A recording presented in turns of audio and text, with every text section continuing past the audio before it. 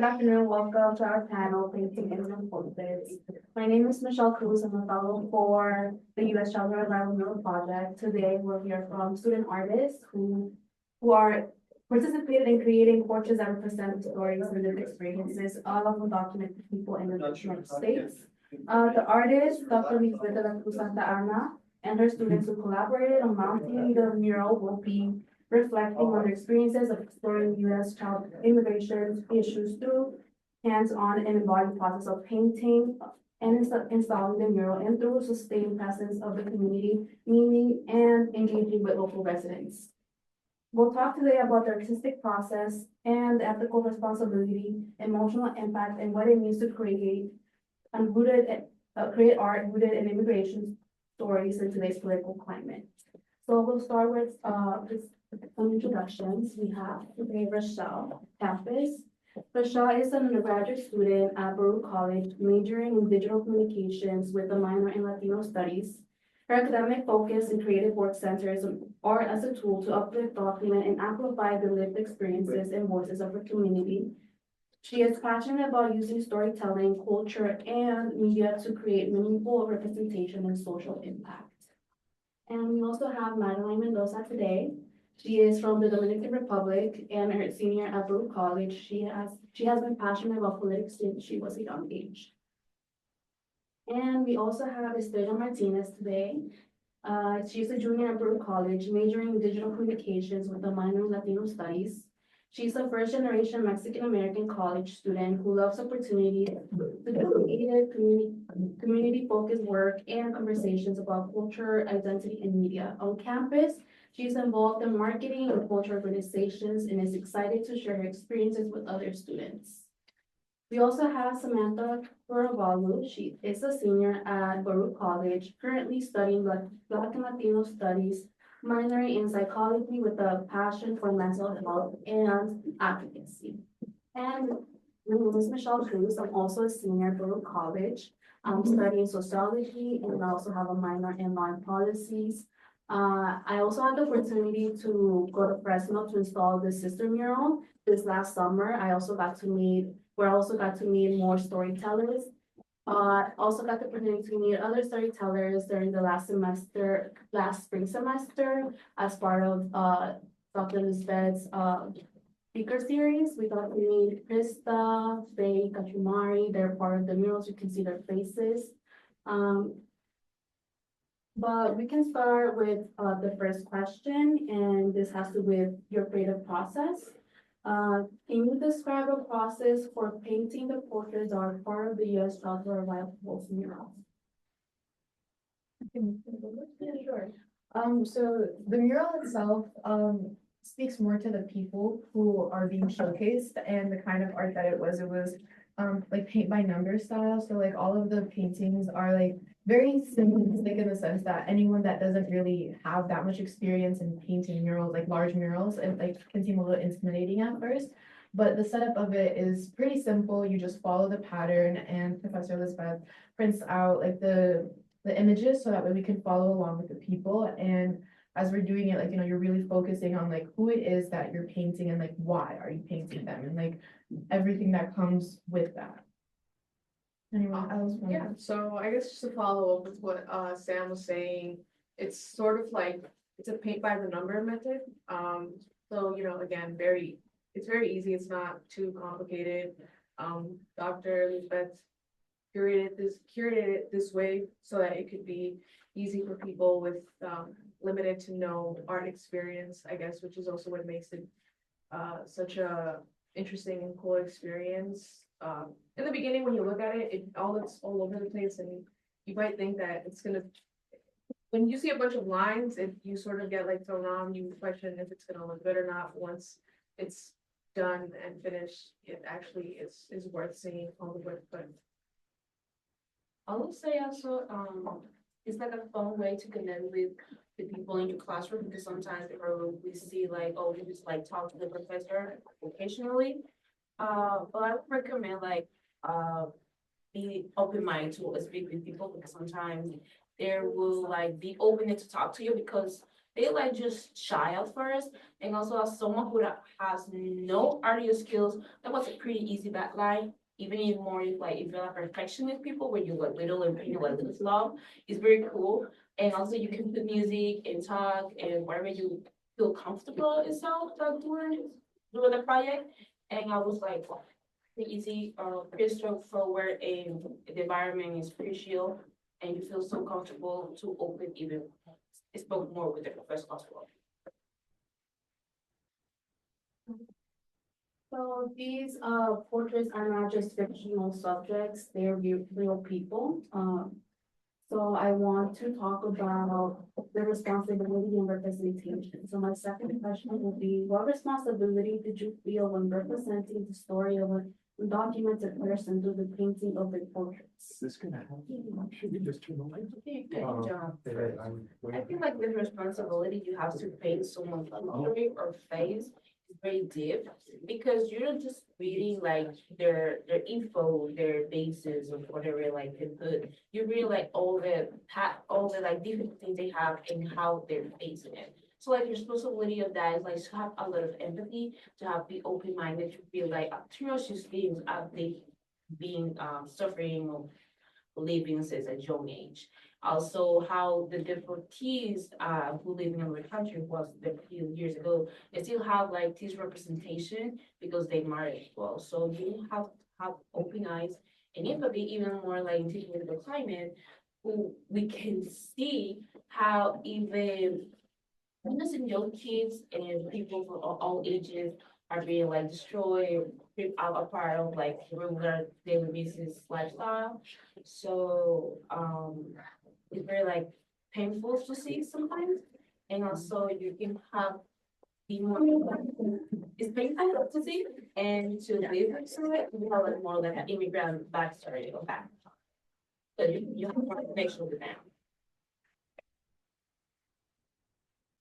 Just to follow up, I guess the responsibility that one kind of goes through or one has when doing a project like this is, so for this project, aside from painting and having to do that, during our trips to Bushwick, when installing the portraits, I found myself grabbing the camera and sort of having to question myself, how do I sort of portray the same, I guess, feelings and through the camera.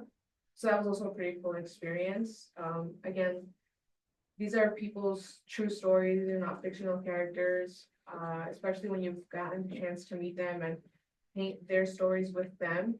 It's also very rewarding and such a nice feeling.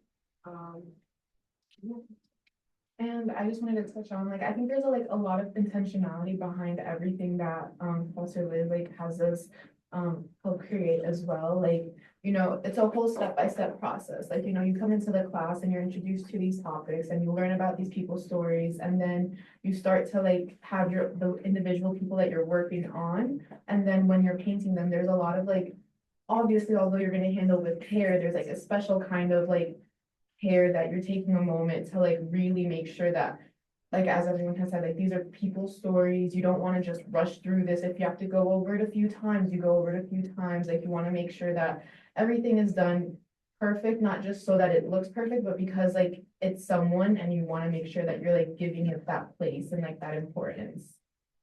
I helped paint the murals 2 times, and my first time was I was volunteering for it. And so although I enjoyed painting, I didn't really feel the weight that I had to feel that I'm painting these people's stories and they're trusting us to accurately portray them in a way that's sensible and empathetic. And so I was just painting to help Dr. Lizbeth out and all the other students out. And so a previous semester, I was her student, and we took the time to really delve into their stories and learn about their reasonings and their journeys coming to and in the US. I really felt that that weight that is on their shoulders, and that these deportees or these people currently living here, they're not able to speak out in full confidence or full trust that they're protected. And so it's up to us to really relay that message they're trying to relay. Yeah, so this project was not done by just one person. It was a collaborative project that's part of a larger mural installation. So my third question is, what was it like to create a art as part of a collective mural effort? And how did collaboration with classmates and volunteers shape your experience? I guess I'll start, working alongside classmates during the multiple paintings that I've gotten the chance to work on is, again, such a rewarding experience. You connect with people, you meet new people, people that you had classes previously before with, and you just like probably never talked to, but projects like these can bring you, closer to people and just meet new people in general. Yeah, I'm to Rochelle. I actually met Michelle and Rochelle for my first time painting the murals. And also the second time painting the murals, I was actually painting them with classmates. I took my first time taking Dr. Lizbeth's class. And like Rochelle said, I didn't really talk to them that much. And although we didn't delve into like deep, meaningful conversations painting the murals, but it was like, oh, can you pass me this? Can you help me create this color? Can you help me figure out this color? And it was just whole community fostering environment painting the murals. I would say also, it's a very fun experience as well. Because in my case, last semester I took a class and my group were all speak Spanish. So our group was just listen music and speak Spanish. Even the professor jumping and started speaking Spanish with us. It was very fun because for the first time ever in my 4 years here in Peru, like I feel like so connect at the same time and like have more knowledge for like the system for my older students in the classroom was very deep. Even I still spoke with some of the girls I were last semester into today. And even this can match or like reveal like the connection you have during the class, even with the professor or with the classmates. And you can choose like at the end of the semester, like having like this project, the group project. And it's gonna be so fun because you have like even it's not even connect, but like more you know this person a little bit more, so you feel more comfortable to sharing ideas, to sharing like disagreements or whatever you want to do, guys. It's very helpful, very fun, very detailed, and very deep. As I said before, once you have like a migrant background, you're going to connect with more people, like more detail and more deeply too as well. And I think also it helps you like realize, like, I think so much of like our work today is like very individualistic. So when you have the opportunity to work on something that's like this collaborative, where you're not just going home and running home to work on a paper or to research a topic or to create something on your own, and like you're only focused on your grade. This is something that everyone has to like, it's a huge thing. There's like, these murals are gigantic, like they're very big. They take a lot of time, they take a lot of effort, something as simple as like someone being a little bit taller to reach certain parts or helping each other hold the murals and like hold the sheets to like outline or paint or varnish. Like there's multiple steps that you need multiple hands. Like you need a lot of hands to like make it all work together. Like you can't, like one person can't just be behind the whole thing. Like it's a team effort. And I think that allows you to like really, like we've said, like, bond with other students, get to know other people, but in a different light than just like, everyone's gonna get something out of it, but it doesn't necessarily have to be like, who's the best at it? Because everyone's doing the same thing. You're working towards the same goal. You're not working towards a letter grade or something like that. So many students that have participated in the mural have expressed that this project is emotionally different than other typical assignments that we do in college. So was there a moment during the process that shifted your perspective on immigration or undocumented life? And did any story stay with you after you finished the painting, and why? I think one of the first time that I worked with Professor Liz, I think it was like my freshman year or sophomore year. We were, working on the paintings. We were just doing it in the VLS department. And it was the time when she had some speakers coming in, speak to us about their stories and share the stories that we were working on as we were doing it. And one of the speakers, Dean, who was a Haitian veteran that got deported, came and spoke to us about, his whole story and, why, like just giving us insight on who he was. And I remember, because that day I was I wasn't feeling great, so I was either about to skip, I was about to head home, but I decided to just push through and go. And as I'm working on the painting, like, you know, we start to hear his voice and he's like sitting in the room while talking to us as we're painting. And I like slowly, you know, direct my attention more towards him than to the painting.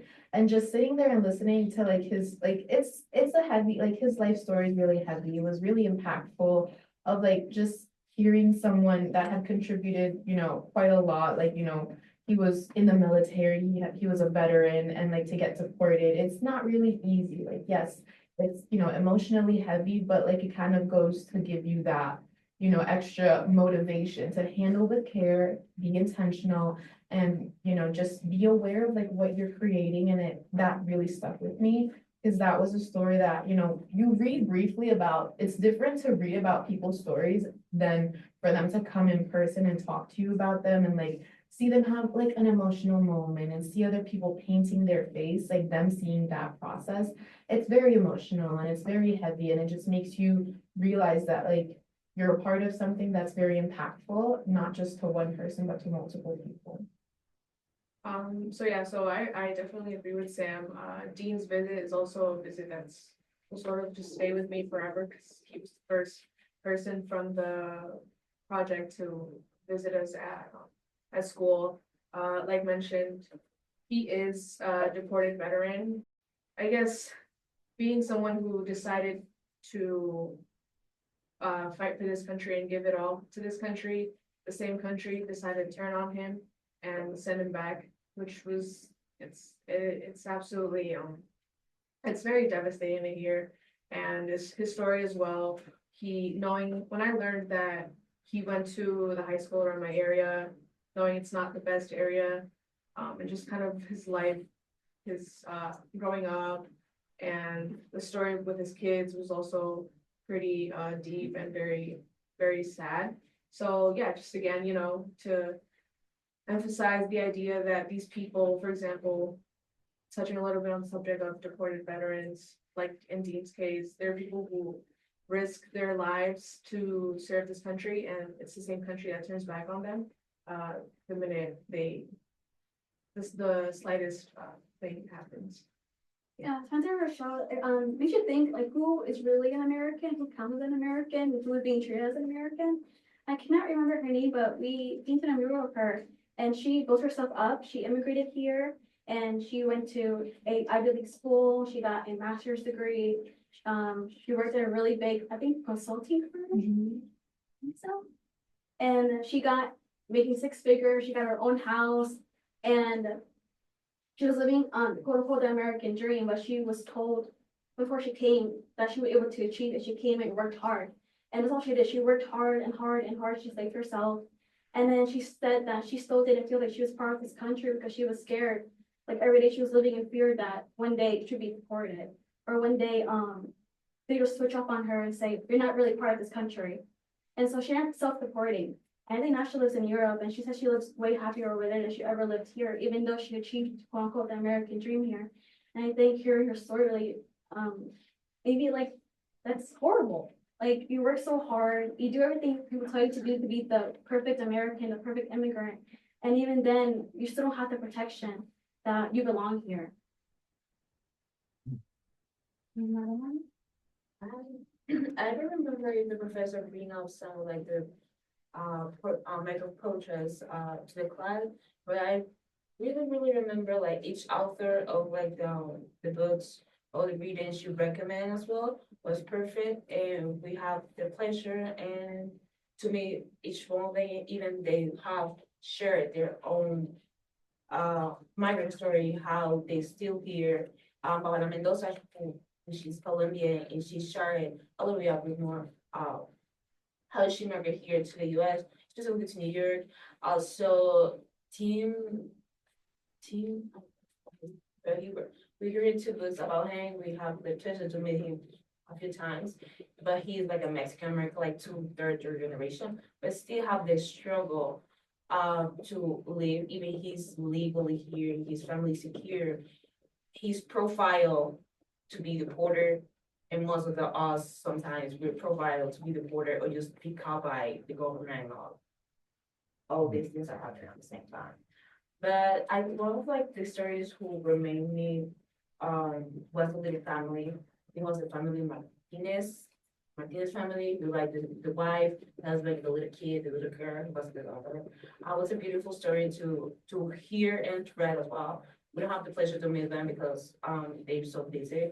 But I think the story reminds me because they both work hard, have migrant families, they're like first generation. Me as a first generation have like asked the struggle to be like build a little bit of my future or like help my parents or my mother, my dad. And also how to feel comfortable here. Because even I know like first generation Dominican American, I just might hear like a few years ago, have the struggle at the same time as anyone who's even born here as well. Thank you for that. So these portraits are meant to be seen publicly and to spark up conversations. So how do you hope viewers respond when they see these portraits? And what conversations do you hope this artwork will start?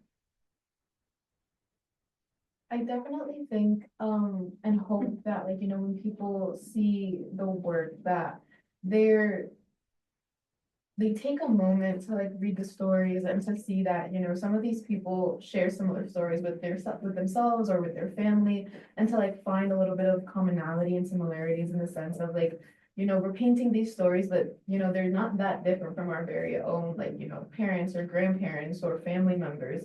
And I guess like the hope is also like not only to, realize that what these people are going through is unfair, unjust, and just straight up wrong, but also to see it in themselves, see themselves represented in a work that maybe they're not going to see themselves represented throughout media as much, but at least in a mural portrait, you can find similarities with yourselves and just like realize that, stories similar to your own are being put in the spotlight for a moment, and like that chance to like be heard.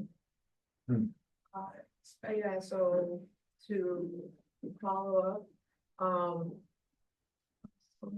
okay, so, right, so I hope for positive conversations, I hope for positive thoughts in regards to these projects.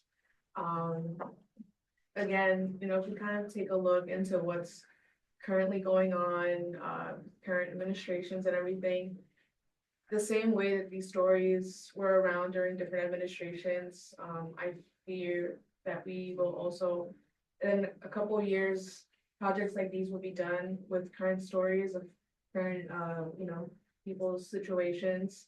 And, it's sad, it should not be like this, but we must continue to learn and we must continue to educate ourselves and these topics, and I hope that projects like these continue to inspire more people to participate and make a difference. Santa Rochelle, we're currently living in a very anti-immigration environment right now with the political climate. We have all these horrible stereotypes being put on immigrants, even Pacific immigrants. And I think really the whole point of being part of this mural and Dr. Lizbeth's the creation of this mural, having college students help out, is humanizing these stories, and also making it accessible for people to be part of creating these murals, and also making it accessible for people to learn about these murals. She makes the stories very concise, very empathetic, and very you could tell she puts a lot of care into these stories. And so seeing her and her empathy and all her effort just like lays onto us, and we want to execute the same exact effort as her. We'll say the same thing. I jump on that because it's like, as I said before, it's a positive activity even to connect with your own roots, because you start to learning more and more, and will have like this little curiosity to like ask your parents or ask your grandparents or someone like, oh, what was like when you come here, and you have like they open your eyes basically, because you say, oh, basically everyone has like a similar experience, similar story. So it's like also like interconnected. So, and I wish like this semester take another class with Professor De La Cruz. But sadly she should like take one class. It's you guys.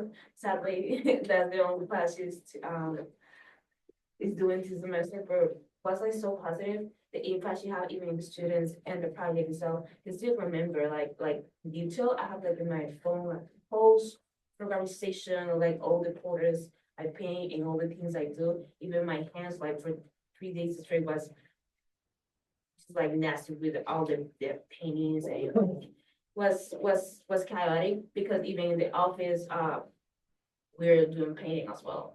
So I hope she's still doing this, for you guys, for more generation, for more classes, for more semesters, because it's have with this political climate, this current administration, all this chaos who's happening around the country, even the world, I think people will like open more the eyes and stop going blindless to like just one political idea or this internal like rejection to diversity here in the US and around the world as well.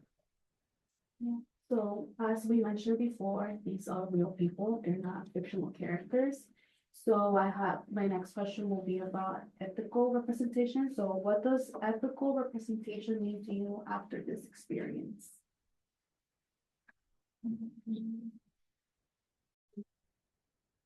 That's a good question. When I think of like ethical representation, I think of like, I think certain things that we've already brought up before, like intentionally like participating in a work that is going to showcase someone's story and like, in a honest way, in a vulnerable way. Like I think it's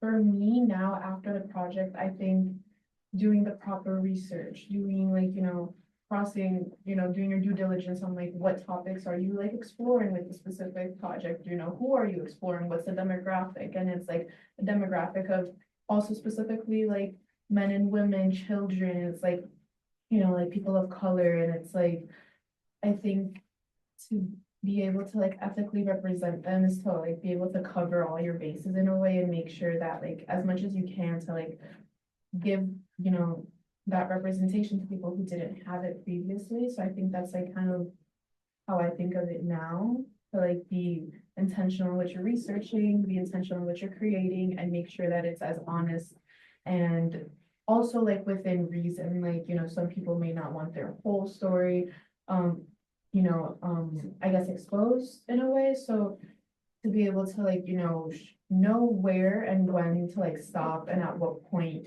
you can share certain things and maybe certain things not share. But yeah.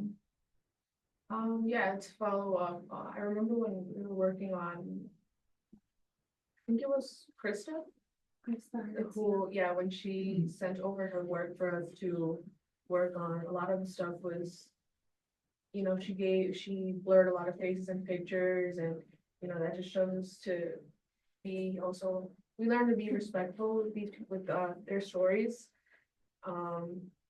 Again, just doing it for their safety, and like Sam said, knowing when and how, just learning how to be careful also, especially with, everything going on. And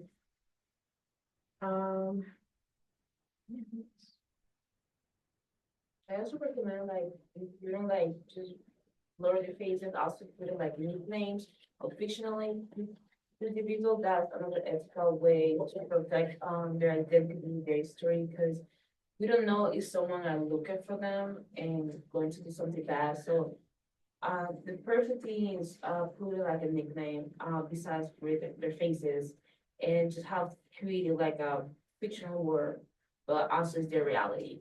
Just to protect what they are, who they are, and what they are doing now and nowadays. Yeah, especially right now, we see ICE agents detaining immigrants or taking advantage of immigrants sexually or physically. I think also have to understand that the families of these victims, if they come out and say, this is my family member, they're not obligated to tell us anything about their family or obligated to tell us any updates of what's happening. On TikTok, I see a lot of videos of these children filming their parents getting detained. And people are asking, oh, is there an update on your mom? Is there an update on your mom? Like, what's going on? And there's no response. And people are like getting angry at them for not telling them what's going on with their family. But also kind of comes from our side, like, of course we're worried about them, we want to know what's going on, but they're also not obliged to tell us what's going on. as well as respect their privacy and what they want for themselves and their family. Yeah, so thank you for that. Just to acknowledge our audience today, they are a class of Lizbeth this semester. So if they were to paint the mural, what should student artists keep in mind when working with and representing vulnerable communities? Well, I guess just learn to be patient. I think patience plays a big role in projects like these. A lot of communication. Yeah, A lot of communication with the people you work in groups during the painting. Plus maybe you can have a disagreement, but you have to have even be coordinated to each of you have like a function during the painting, like someone can paint the hair, the face, the eyes, da. And also communication, patience, teamwork. That's the basic, the most important thing you need to do with these kind of projects, works. Also, be open to whatever's gonna happen during the classroom. Because it's gonna be a little like messy around with the paintings, even with your hands and your clothes, so be comfy with that. Be comfy with your wet clothes, and I think that's the one. I would also say, like, if you get the opportunity to like work with someone specifically and like giving their story, and like, you know, you have to make either like a digital narrative or paint their mural, or if you have the chance to like speak to someone, just like ask questions and like be curious is something that like I think is something that I would recommend a lot. I feel like a lot of people, maybe it's hard at first to know what to ask with something simple as like, oh, like, what's your, like, how did you get here? Like, what did you want to do? Or like, what are your goals? What are your, like, the ambitions that you have? And I think asking questions helps you realize, like, a lot of these people have similar goals that we have, you know, be able to have a stable job, be able to have a family, be able to keep them safe. And I think, like, you know, once you get to like a little bit more in depth about who they are, like, it gives you that space to like learn to be patient with them, learn to like understand and just be empathetic. So just to close with the reflection and looking forward, what skills, artistic or otherwise, did you develop through this project? What would you tell future students who are considering participating in a project like this?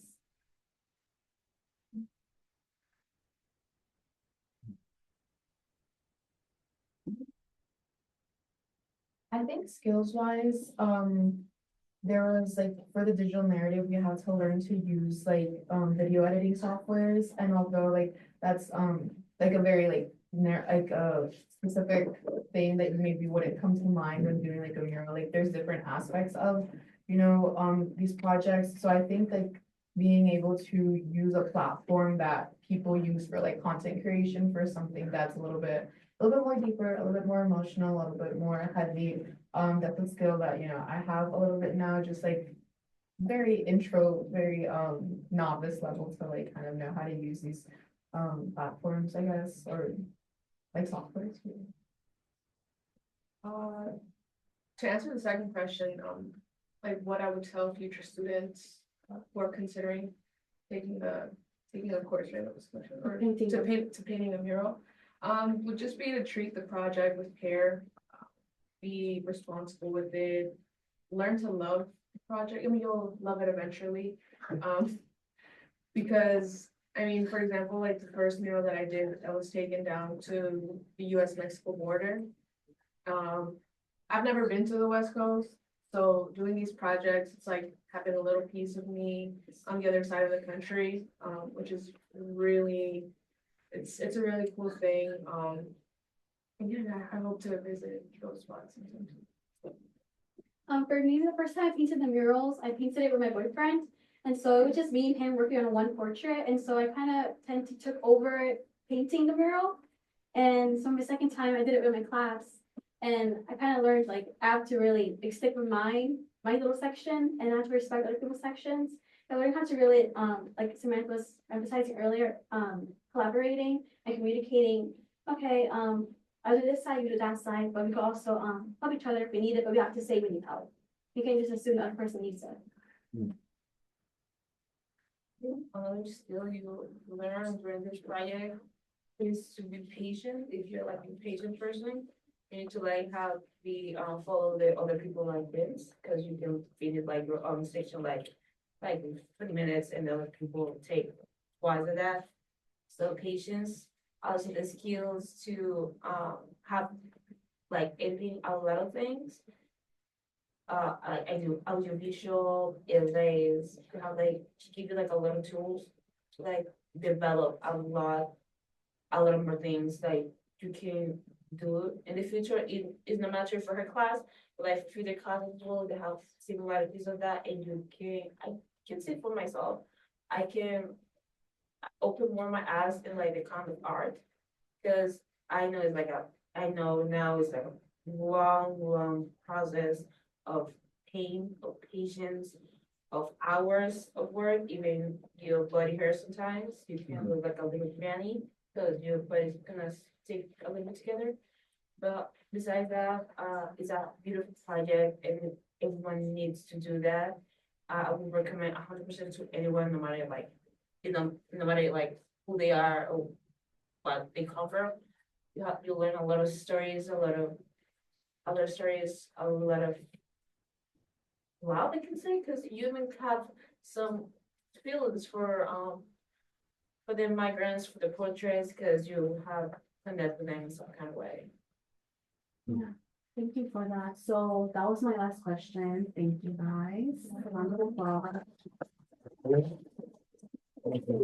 Yes, I know Liz also did a mini documentary showcasing the process of what is like to do a mural, like a big scale. So you guys are welcome to stay and watch the mini documentary. You guys can also follow us on Instagram to learn more about the mural project. It's called US Child Arrivals Mural, and you guys can also visit the mural here in New York City. It's going to be up for the next 10 years at 87 Central Ave in Bushwick. So you guys are also welcome to go and see the mural in person.